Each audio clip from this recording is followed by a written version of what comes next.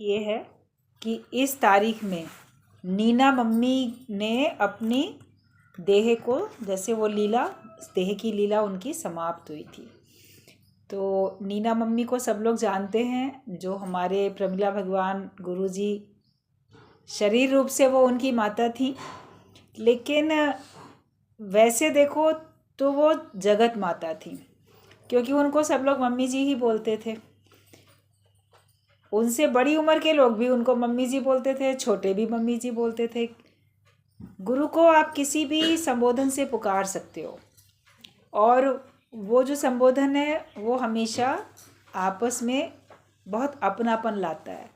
आज देवी माता है, नवरात्रि आने वाली है, तो उसमें देवी माता को सब माँ करके ही तो पुकारते हैं, युगों युगों से।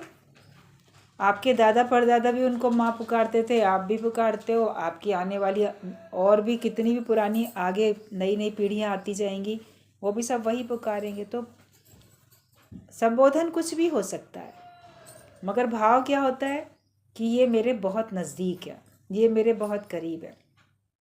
गुरु मात पिता गुरु बंधु सखा, तेरे चरणों में स्वामी मेरा कोटि प्रणाम, भजन भी गाते हो सब लोग। तो जो शरीर रूप से गुरुजी की मदर थी, नाम उनका नीना था, नीना मम्मी हम लोग सब लोग उनको बोलते थे।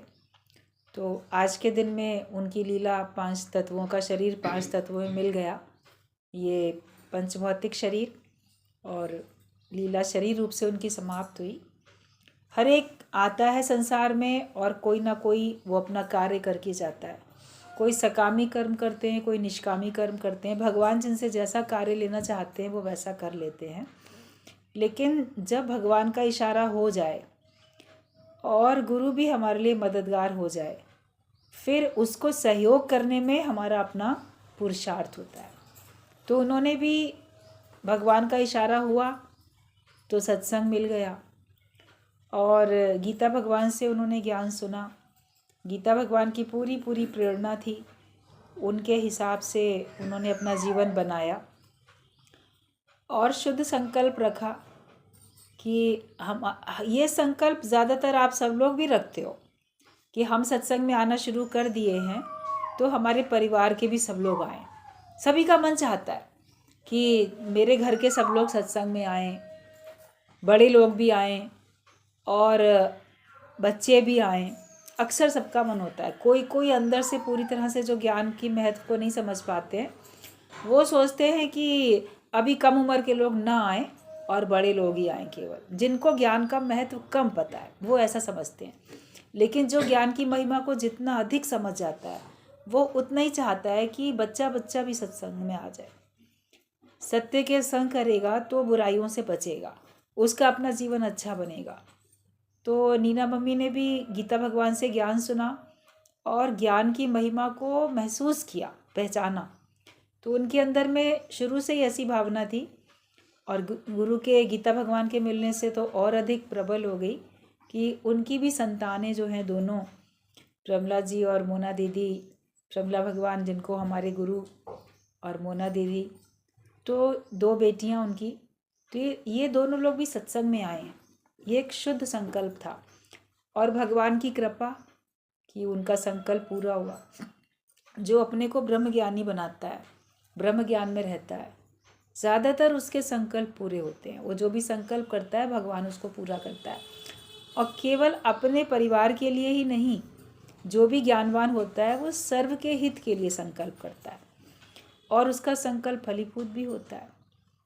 तो आज दिन तक भी सब लोग देख रहे हैं ज्ञान का कार्य चल रहा है, और अनेक रूपों में ज्ञान का कार्य परमात्मा कर रहा है। अनेक रूप हैं, गली गली, शहर शहर, गांव गांव, कहाँ कहाँ, सब तरफ ज्ञान की चर्चा चल रही है। तो वो एक अनेक रूप में कार्य करता है। ये नहीं कि केवल उनके परिवार के लोग ही कर रहे हैं, लेकिन जो भी आता है सत्संग में वो उनके परिवार का हिस्सा बनता चला जाता है। अलग कुछ नहीं रहता, एक ही हो जाता है। और ब्रह्मज्ञानी तो हर एक को अपना आप जान के ही प्रेम करेगा, अपना आप जान के प्रेरणा देगा, अपना आप जान के मदद करेगा। तो यही देखने में भी आता है।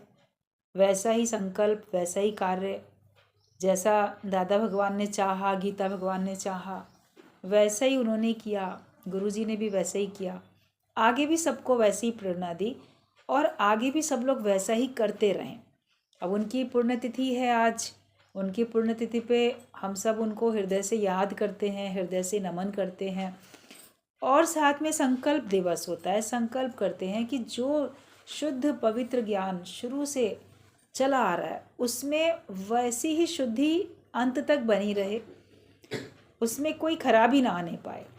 सभी सावधानी रखते हैं तो आज दिन तक इस ज्ञान में उतनी कोई ऐसी खराबी नहीं आई जैसे और जगह देखने में आती है। और सब जगह के मुकाबले में अपना सत्संग हम लोगों को वास्तव में बहुत शुद्ध और पवित्र दिखता है।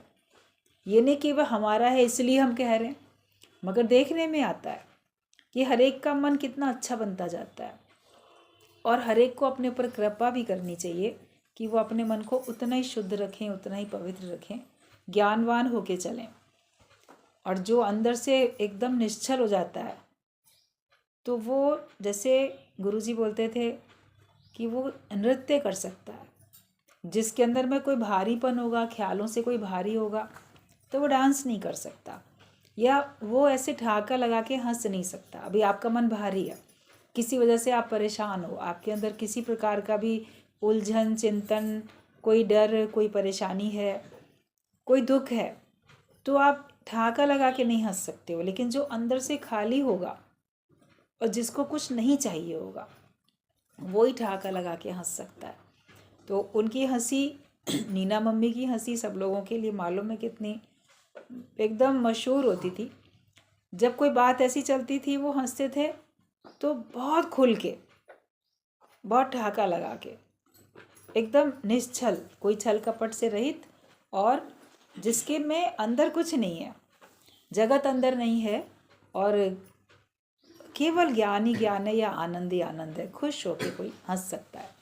वैसी हंसी हम लोगों को भी सबको अपने जीवन में धारण करनी है। किसी को हम याद करें, उसकी जो अच्छाइयाँ होती हैं उस अच्छाइयों का ही तो वर्णन करते हैं, या जो उनका आचरण था जिससे हम प्रभावित हुए, जो उनके अंदर गुण थे, उनको हम सब लोग याद करते हैं। तो केवल याद करना काफ़ी नहीं है, याद करके वैसा हमको बन जाना है। वैसी हमको प्रेरणा अपने लिए भी और सबके लिए वैसी प्रेरणा सबको देनी है। वही कार्य हम लोग को भी सब लोग को करना है कि करते जाएं। और ज्ञान एक एक के लिए है, बच्चे बच्चे के लिए, हर एक के लिए ज्ञान है। मैं और मेरे के लिए केवल नहीं सोचो। अभी कल परसों भी किसी के साथ कहीं थे हम लोग, बात चल रही थी कि आखिरकार हम टोटल छूटेंगे कैसे, माया से या लिहाज से या लोकारीज से हम छूटेंगे कैसे। तो यही बात चल रही थी कि जब तक आपके जीवन में निष्काम नहीं होगा तब तक आप सकाम से छूट नहीं सकते। तो ये उदाहरण दिया जा रहा था हम लोग की ओर से कि लखनऊ में कहीं पर किसी का घर में ऐसे शरीर शांत हुआ और वहाँ पे बड़ा हाहाकार मचा हुआ था, एकदम यंग डेथ हो गई थी।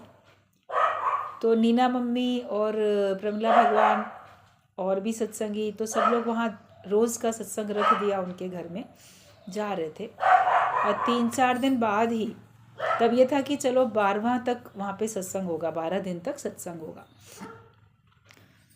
तो 3-4 दिन बाद ही प्रमिला भगवान के जो ग्रैंडफादर थे, कानपुर में रहते थे, उनका शरीर शांत हो गया। तो अब नीना मम्मी तो वैसे रिश्ते में देखा जाए तो घर परिवार में सबसे बड़ी बहू थी। तो अगर सुना जाएगा कि अरे लखनऊ कानपुर है ही कितनी दूर, तो इंसान तुरंत दौड़ के जाएगा कि जाएं।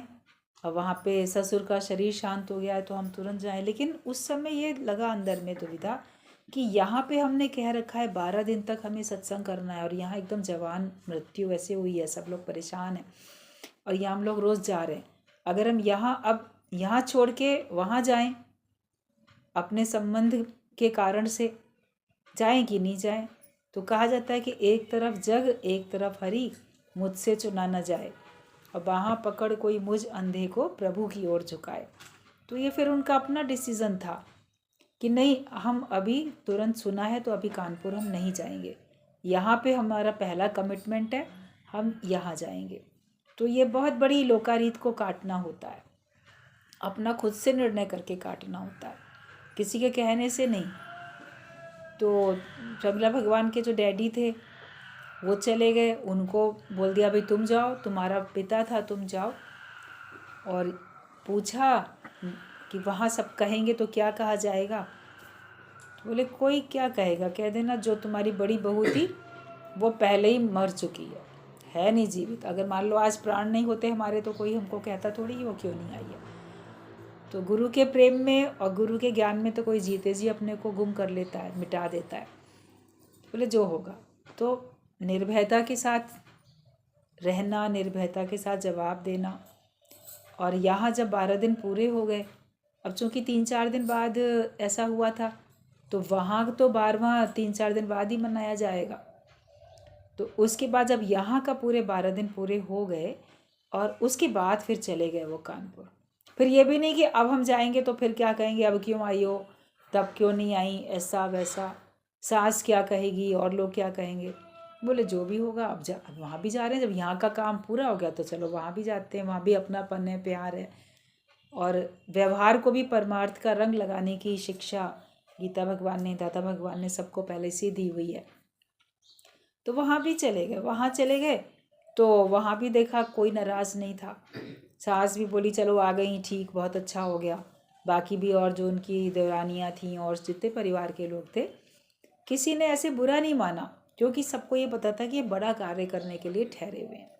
तो जो दूसरे को प्रसन्न करने में, दूसरे के दुख को दूर करने में लग जाता है, तो उसकी जो भी समस्याएं हैं उसका निवारण तो भगवान स्वयं ही कर देते हैं।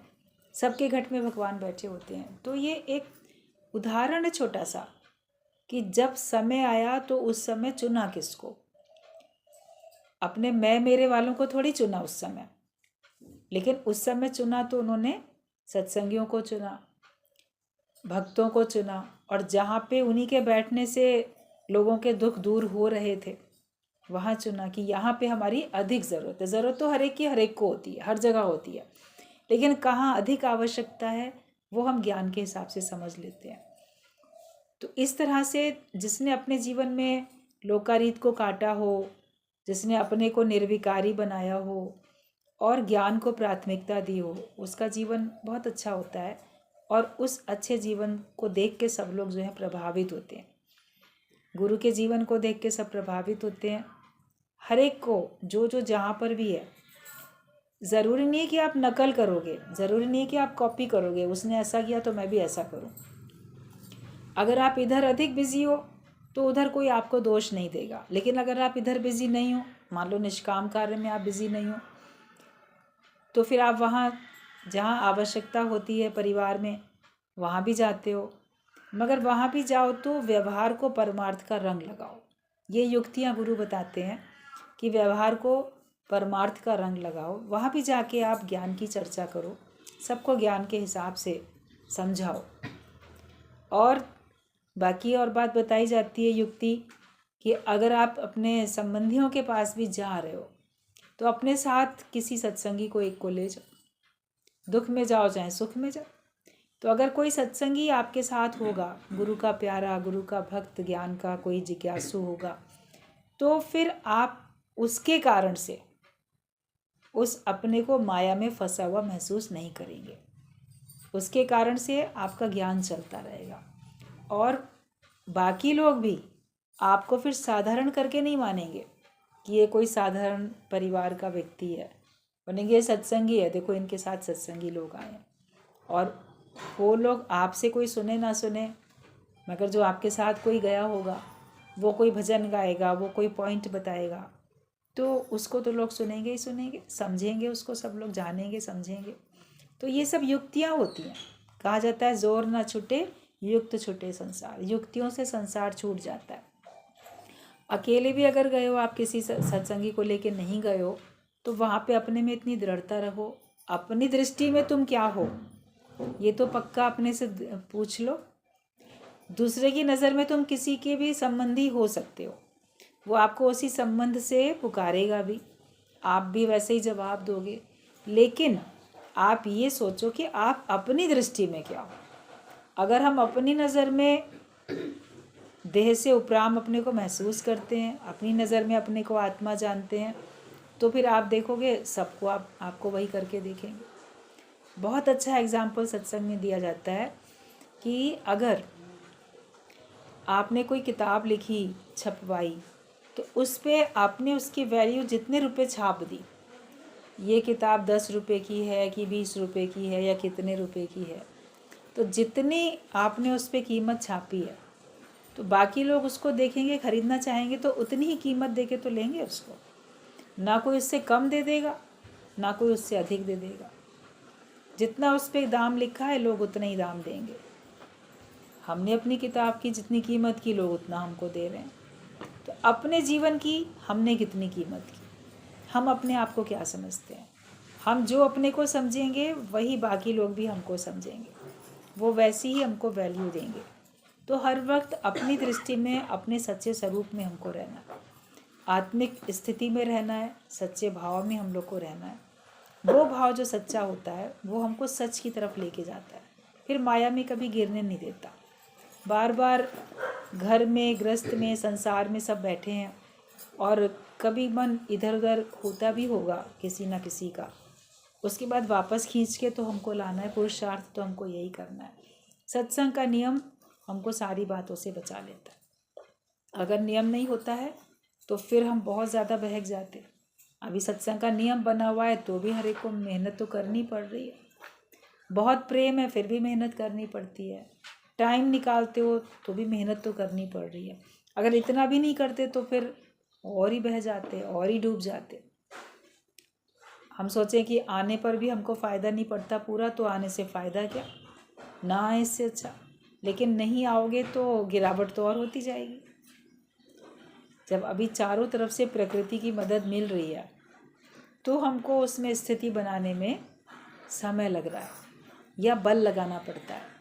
तो अगर प्रकृति की चारों तरफ से मदद नहीं मिलेगी तो हमको कितना बल लगाना पड़ेगा, कितना समय देना पड़ेगा। हर बात के हमें शुक्राने मानने चाहिए कि शुक्र है परमात्मा, इतने रूप में तुम मेरे मददगार हो।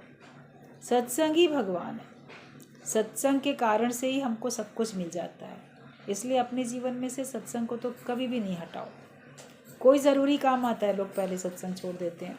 भले बाहर से आप नहीं गए, किसी भी कारण से नहीं गए, मगर अंदर तो आपकी श्वास श्वास सिमरो गोविंद चलता रहे। अंदर से तो सत्संग का नाता नहीं तोड़ो।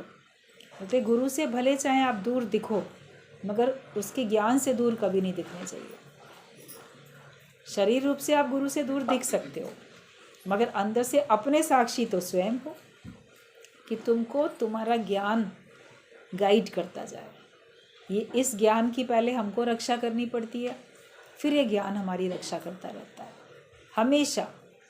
अगर किसी ने बचाया है तो ज्ञान नहीं बचाया, गुरु के ज्ञान ने हर एक को माया से बचाया। इस भव सागर से तरने की कला जो है वो गुरु ने ही सिखाई है, वरना तो सभी डूब जाते हैं। कबीरा कोठे चढ़ के देखा तो घर घर लगी आग, बोला सदके जावा सतगुरु के, नहीं तो मैं भी धज्जा जाए। अगर हम गुरु के सदके जाते हैं, अगर वो नहीं मिलता तो हम भी इस आग में जल ही जाते ना। मगर इससे उपराम होना तो हमें गुरु ने सिखाया। तो हमेशा अपने जीवन को भी ज्ञानवान बनाओ और सबके लिए शुद्ध संकल्प करो कि सभी इस ज्ञान में आए। आपके पास ज्ञान है, आपके पास निस्वार्थ भाव है, तो वो निस्वार्थ भाव दूसरे के हृदय को ज़रूर परिवर्तित करेगा, कैसा भी होगा कोई, क्योंकि भगवान आपके साथ है, भगवान मददगार है। आप बस बोलो कि मैं भी ज्ञान के रास्ते पे आगे बढ़ूं, और जो भी मेरे जानकारी में हैं, जो भी मेरे संपर्क में हैं, उनको सबको भी ये ज्ञान का प्रकाश सही राह दिखाता चला जाए। उनके अंदर में भी, आँखों में भी प्रकाश हो। कहीं देखने के लिए हमको हमारी आँखों में भी रोशनी होनी चाहिए। आँख में ही रोशनी नहीं है तो फिर अंधा व्यक्ति क्या देख सकता है। तो हमारी स्वयं की आँखों में भी रोशनी होनी चाहिए और बाहर भी प्रकाश होना चाहिए। बहुत आपकी आँखें तो बड़ी तेज़ हैं, बिना चश्मा लगाए आप बढ़िया पढ़ लेते हो, देख लेते हो, लेकिन बाहर बिल्कुल अंधेरा है, घनी अंधेरी रात है। तो उस अंधेरी रात में आप कैसे देख पाओगे? बाहर भी तो प्रकाश होना चाहिए। बाहर का प्रकाश ज़रूरी, हमारे अपने अंदर का प्रकाश ज़रूरी।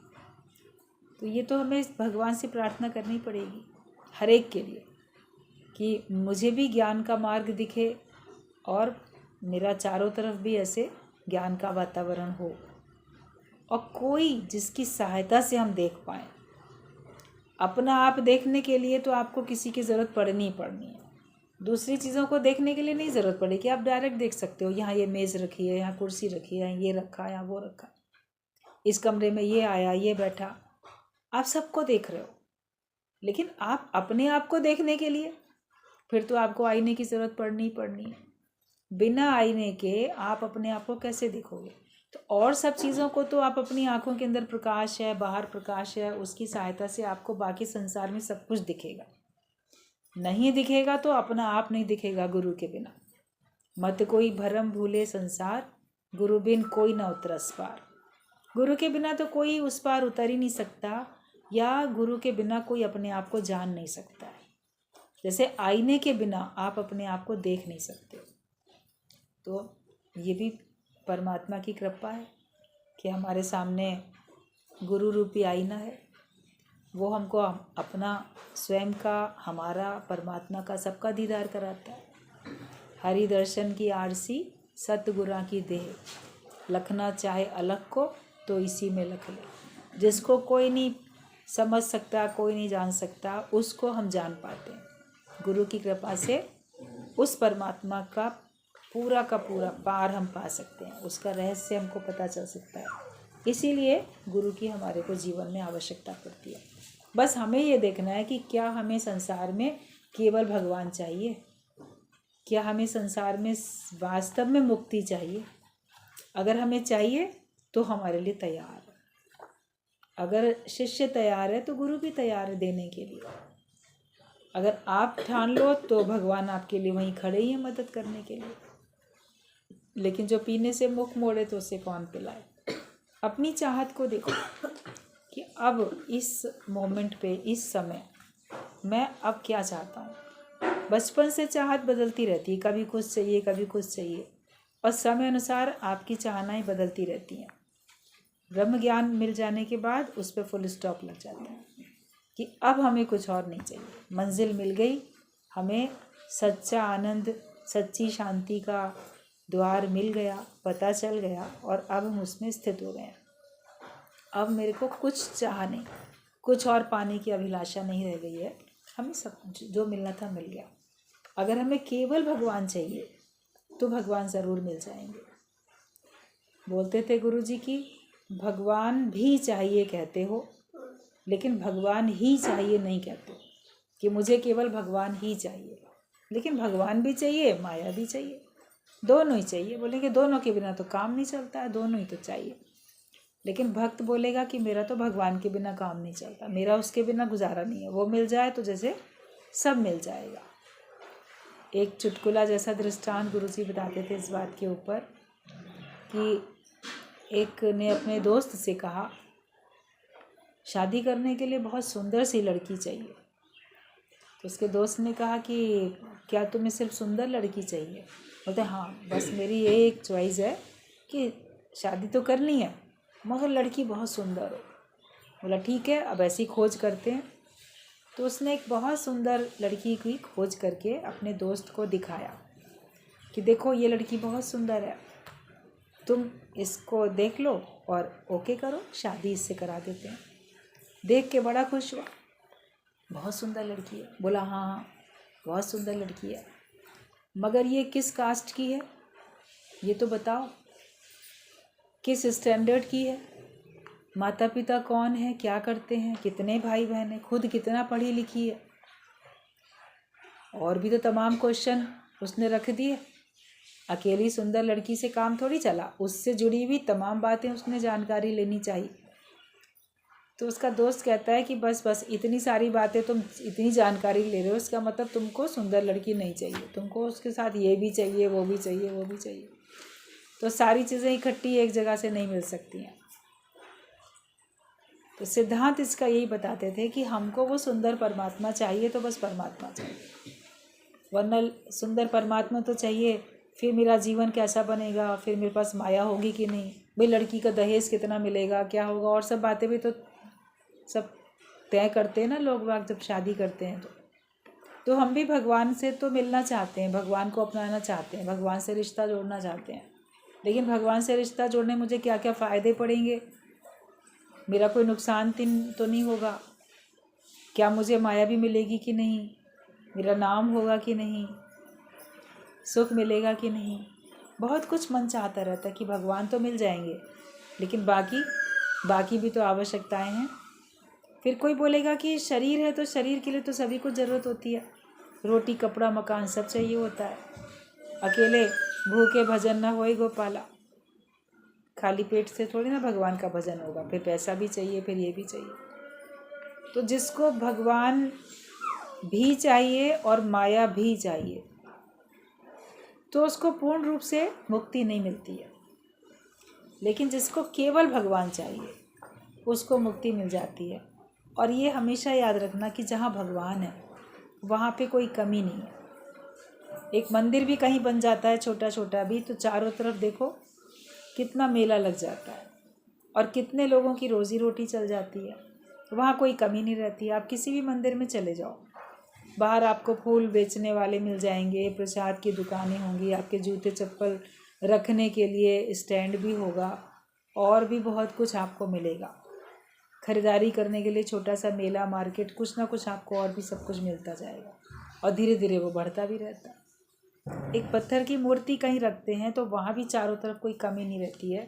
तो आपके जीवन में अगर हृदय में भगवान की मूर्ति होगी तो भला आपको क्या कमी रहेगी। और अगर कमी महसूस होती है तो अपने भगवान में राज़ी रहो ना, जिसकी जैसी प्रारब्ध है उसका वैसे ही सब लेन देन होता है। आप अपने आप में तो तृप्त रहो, अपने आप में तृप्ति क्यों नहीं मिलती है।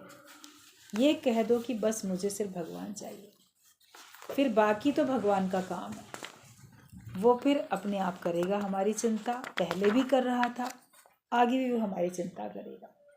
हम ज्ञान तो बहुत पक्का करते हैं, लेकिन ज्ञान पक्का करने के बाद फिर मन में ये ख्याल इच्छाएं आई और उसके कारण से हम संसार की बातें सोचने लगते हैं। तो सांसारिक बातों को सोचने से हमारा ज्ञान जो है वो धुल जाता है, ख़त्म हो जाता है। जितनी मेहनत की तो उसके बाद फिर आपने जगत की बातें सोचनी शुरू की, उसको महत्व देना शुरू किया, तो आपका ज्ञान फिर ख़त्म हो जाता है। तुम अपने अंतःकरण को शुद्ध रखो। अगर अज्ञान की लीद भरोगे तो ज्ञान का भोजन कैसे पड़ेगा। मतलब अज्ञान आप तुम्हारे अंदर में जाएगा तो ज्ञान कैसे टिकेगा। माया का ख्याल रखने से हमारा अंतःकरण अशुद्ध होता है।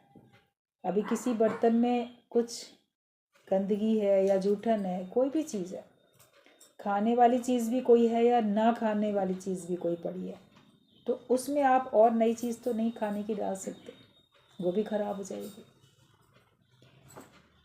अपने अंतःकरण को भी साफ रखो। मन का पात्र कैसा है, इसमें पहले से क्या क्या पड़ा हुआ है। खाली बर्तन लाओ, बोलते खाली आओगे तो भर के जाओगे। खाली बर्तन हमारा होना चाहिए जिसमें कुछ नहीं है, न जीव न जगत, कुछ भी नहीं है उसमें, तब आपके अंदर ज्ञान टिकेगा। वरना ज्ञान हमारा अंदर जाके किसी काम का नहीं रहता। सुनते तो सब लोग बहुत हैं, ज्ञान सुनने वाले बहुत नज़र आते हैं, इतने साधु संत हैं, इतने सत्संग सुनाने वाले हैं। कभी आप टीवी खोल के देखो, अलग अलग चैनल्स पे अलग अलग संत अलग अलग समय पे अनगिनत है, वो सब सत्संग सुनाते हुए दिखते हैं आपको। अगर कभी आप केवल सर्वे करने के लिए देखो, कितने सारे ये धार्मिक सत्संग प्रवचन वाले भी चैनल्स हैं और उनमें पता नहीं कितने कितने संत हैं, और हर एक के आगे आप देखोगे इतनी भीड़ है, इतनी भीड़ है, बहुत लोग हैं। हर एक के बहुत बड़े बड़े से आश्रम हैं, हर एक के पास हज़ारों लाखों लाखों लोग हैं। इतना सब तो है, यानी कि इतनी मेहनत हो रही है। पूरे अपने देश में तो अत्यधिक, पूरा कश्मीर से कन्याकुमारी तक, कहाँ से कहाँ तक, पूरब से पश्चिम तक, तो उत्तर से दक्षिण तक, सब तरफ चारों तरफ अपने दाता भगवान का भी सत्संग फैला हुआ है। लेकिन उसके अलावा भी तो कितना सारा सत्संग है। मगर फिर भी यहाँ पर आपको ऐसे भी लोग बहुत मिल जाएंगे जो किसी न किसी गुरु से मंत्र भी ले चुके हैं, सत्संग में भी जाते हैं, मगर उनके जीवन में ज्ञान आपको उतरता हुआ नहीं दिखता। उनके जीवन में आपको लगता है कि सुन तो रहे हैं, मगर ये पूरी तरह से ज्ञानी हमें दिखते नहीं हैं। इनके अंदर में भी खोट है, दोष है। तो ज्ञान इनके ऊपर असर क्यों नहीं कर रहा है? तो उसके पीछे कारण वही है, अंतःकरण अशुद्ध है। अशुद्ध अंतःकरण में ऊपर से ज्ञान जाता है शुद्ध, तो वो भी अशुद्ध हो जाता है। अभी पात्र में पहले ही विष हो, तो उसमें ऊपर से अगर आप दूध भी डालोगे तो वो विष बन जाएगा। फिर आप बोलो नहीं, 2-4 बूंदें ही तो जहर की थी, बाकी बहुत सारा तो हमने दूध डाल दिया ग्लास में। 2-4 बूंद क्या, 1 बूंद भी जहर काफ़ी है पूरे ग्लास भर के दूध को विषैला बनाने के लिए। तो हमारे अंदर विषय हैं, विषयों के विष हैं, हमारे अंतःकरण में अशुद्धि है। तो ज्ञान आप कितना भी सुनते रहते हो, उसका प्रभाव हमारे जीवन पे पड़ता नहीं है।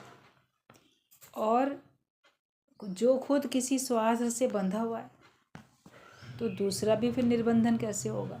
बंधे को बंधा मिले तो छूटे कौन उपाय।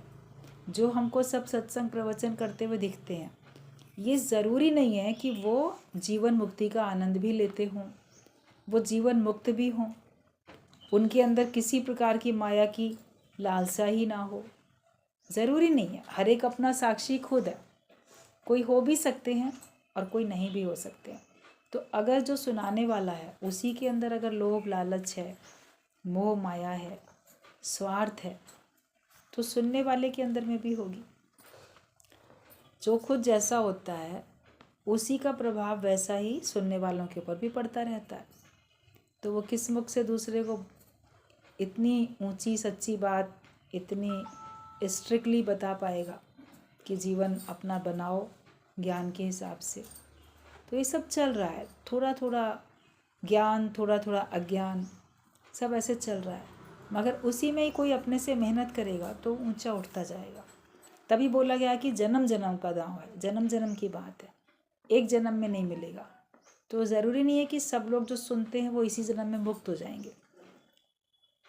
न जाने कब मुक्त होंगे, जब अपने पे पूर्ण कृपा करेंगे तब मुक्त होंगे। रास्ता तो सबको वही तय करना है। आप बिना थके बिना रुके चलते चले जाओ तो आप पार लगोगे, लेकिन रुक गए बीच में तो इतना ही डिले हो जाएगा, और डिले इज़ डेंजरस। जितनी देरी करोगे उतना तुम्हारे लिए नुकसान है। हर एक देखता है अपने आप को, उसको इस जन्म में क्या चाहिए, कितना चाहिए, तो वैसे ही वो आगे भी बढ़ता है। हम अगर सच में चाहेंगे तो ये हमारा अंतिम जन्म हो जाएगा, नहीं चाहेंगे तो फिर अनेक जन्म भी कम पड़ जाएंगे। टोटल आपके ऊपर है। तेरे हाथ में है जीवन बनाना, किसी और के हाथ में नहीं है, तुम्हारे ही हाथ में है। और ये हीरा जन्म है, इसको कौड़ियों के बदले, माया की कौड़ियों के बदले इसको बर्बाद नहीं करो। कहा गया है कि पैदल और परहेज दोनों रखो। माया के लोगों से बात करने से परहेज रखो और ज्ञान के रास्ते पे चलते चले जाओ। परहेज हमको क्या करना है? माया के लोगों से, माया वाली बातें करने से परहेज रखना है, तो फिर आपकी उन्नति होगी। खाने पीने का परहेज तो लोग कर रहे हैं आजकल, ये चीज़ सूट नहीं करती तो मजबूरी में छोड़ते हैं।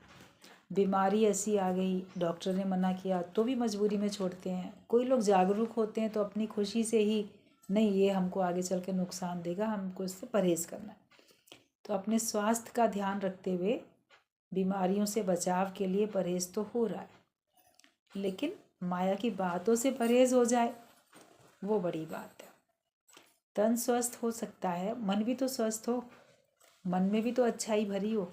मन हमारा बिल्कुल साफ स्वस्थ अपने सच्चे स्वरूप में स्थित होना चाहिए। तो परहेज रखो माया के लोगों से, माया की बातें करने से।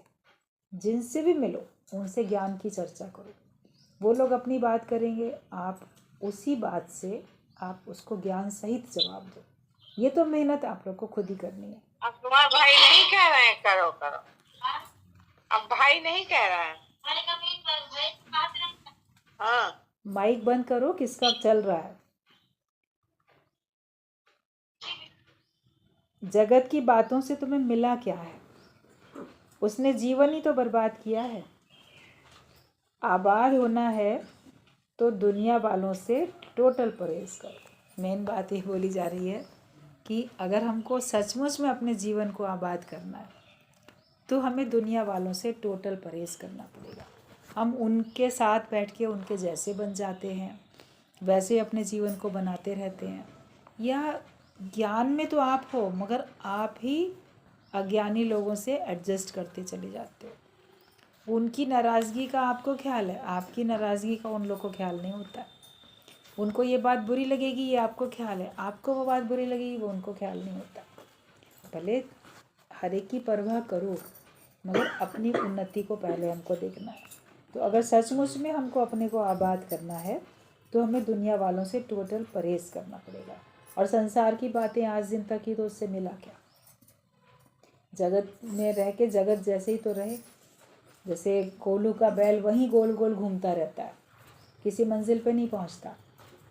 जगत की बातें करने से जगत में ही तो रहे, उससे तो अलग नहीं हटे। अभी दूसरे ज्ञान की चर्चा करोगे तो ऊंचे तो उठोगे कम से कम। तो सोचो हमें मिला क्या? संसार से गुरुजी बोलते थे निराशा, नाउम्मीदी यही मिलेगी। कभी लगेगा कि हमारी बड़ी आस पूरी होती है, मेरी उम्मीद पूरी हो रही है, मगर फिर उसमें फिर कोई ना कोई बात में निराश हो जाओगे। कभी दुख है, कभी सुख है। इसी का नाम जीवन भी है, इसी का नाम संसार भी है, इसी का नाम माया भी है। उतार चढ़ाव आते ही रहते हैं, मगर हमको उससे अपने आप को ऊंचा उठाना है। दुनिया वालों की ठगी की बातों में आके ज्ञान को नहीं छोड़ोगे। जगत वाले आपको बोलेंगे क्या करना सत्संग जाके, तुमको फ़ायदा क्या पड़ता है जो जाते हो, या जितना सुन लिया उतना काफ़ी है, कब तक जाते रहोगे, तुमने अभी तक ज्ञान पक्का नहीं किया, तुम्हारी समझ कम है। तो लोगों की बातों में आके आप ज्ञान छोड़ देते हो, तो उनका मकसद पूरा और आपका होता है नुकसान। एक दृष्टांत चलता है इस बात के ऊपर कि बड़ा सरल सीधा एक व्यक्ति था। तो गया एक बार किसी मेले हाट में, पशुओं के भी मेले लगते हैं, तो वहाँ से उसने एक बकरी का बच्चा खरीदा, छोटा। अभी घर लाने लगा तो बोला दूर है मेरा घर, पैदल कैसे चलेगा, ये छोटा है, चलो इसको कंधे पे उठा के चलता हूँ। लेके जा रहा था। 4 ठग थे, उन्होंने आपस में सलाह की कि इससे कैसे न कैसे करके इस बकरी के बच्चे को हड़प लेना चाहिए, ठगी करके। तो वो रास्ते में दूर दूर खड़े हो गए, अलग अलग। तो एक ठग जो था वो बोला, अरे राम जी, ये कुत्ते का बच्चा कहाँ लेके जा रहे हो? तो कहता है कुत्ते का बच्चा? ये कुत्ते का बच्चा थोड़ी है, ये तो बकरी का बच्चा है। बोला नहीं नहीं, ये तो बकरी नहीं है, ये तो कुत्ता है। उसको बड़ा गुस्सा आया, कहता अजीब आदमी है, ये तो बकरी का बच्चा है, उसको कह रहा है कुत्ता है। बोला नहीं नहीं, तुमको कितनी गलत फहमी हो रही है, ये बकरी का बच्चा है, मैं खरीद के लाया हूँ अभी। आगे बढ़ गया, रास्ते पर सोचने लगा पता नहीं कैसा आदमी था, इसको बकरी का बच्चा जो है वो कुत्ते का दिखाई दे रहा था। थोड़ी दूर पे उस ठग का दूसरा साथी खड़ा हुआ था, वो भी कहता है अरे राम जी, ये कुत्ते का बच्चा कहाँ कंधे पे उठाए ले जा रहे हो? अब वो चौंका, एक आदमी ने कहा, दूसरा भी यही बात बोल रहा है। तो उसको थोड़ा थोड़ा संशय आना शुरू हुआ। कहता है नहीं, ये तो बकरी का बच्चा है। ध्यान से देखा उसको, नहीं बकरी का ही है। बोला नहीं, तुम कह रहे हो बकरी का, मगर है तो ये कुत्ते का ही। ऐसे कह के वो भी चला गया। आगे चल के तीसरा साथी मिल गया, उसने भी वही बात कही। अब तो ये बहुत परेशान हो गया कि ये क्या हो रहा है, कहीं दुकानदार ने मुझे ठग तो नहीं लिया, मेरी मति भ्रमित हो रही है। और मैं एक कहे, दो कहे, तीसरे ने भी ऐसी बात कह दी। अब उसको बहुत संशय आ चुका था। फिर भी कैसे ना कैसे अपने मन को समझाता हुआ कि चलो घर में जाके देखेंगे। आगे बढ़े, जब चौथा ठग मिला, उसने भी वही बात कही। तब तो उसको पक्का यकीन हो गया कि इतने लोग जो रास्ते में मिल रहे हैं सब एक ही बात बोल रहे हैं, इसका मतलब ये कुत्ते का ही बच्चा है। और या तो कोई भूत प्रेत है जो मुझे दिखता है बकरी और औरों को दिखता है कुत्ता, या मेरे ही कुछ दिमाग ऐसा है। तो उसको अपने ऊपर ही संशय आया, भ्रम हो गया। तो उसने सोचा कि अब 4 लोगों ने कह दिया ज़रूर ये कुत्ते का ही बच्चा है, और मैं घर लेके जाऊंगा तो घर वाले भी मुझे मजाक बनाएंगे, डांटेंगे। उसने क्या किया, उसको कंधे से उतार के वहीं फेंक दिया। बोलता कहाँ दुकानदार ने मुझे ठग लिया, या पता नहीं कहीं ये भूत प्रेत ना हो, चलो इससे पीछा छूटा, मैं भाग जाता हूँ। उसको छोड़ के चला गया खाली ऐसे ही अपने घर। और वो चारों जो ठग थे उन लोग की तो मन की मुराद पूरी हो गई। उन्होंने आराम से, उस चारों ने उस बकरी के बच्चे को ले लिया और चले गए। तो सिद्धांत इसका बड़ा अच्छा बताते थे गुरुजी की तुम भी कहीं ऐसा ना हो कि जगत वालों की बातों में आके अपना ज्ञान छोड़ दो। जैसे उसने बकरी के बच्चे को छोड़ दिया ना, ऐसे हम नहीं कहीं सत्संग छोड़ दें, हम नहीं कहीं ज्ञान छोड़ दें। और लोग बोलेंगे अरे ये कोई ब्रह्म ज्ञान थोड़ी है, इससे थोड़ी ना कुछ होता है, ये तो ऐसी बातें हैं, ये तो तुमने पढ़ी भी हैं, सुनी भी हैं, इसमें पूरा जीवन देने से क्या मतलब है, वो क्या हमारे काम में आएंगी? काम में तो माया आएगी। पैसा कमाओ, जितनी देर सत्संग सुनते हो उतनी देर पैसा इकट्ठा करो, कोई अर्निंग करो, या उतनी देर घर वालों की सेवा करो, या परिवार वालों के साथ रहो, या उनकी मानो। समय पे तो वही काम आते हैं।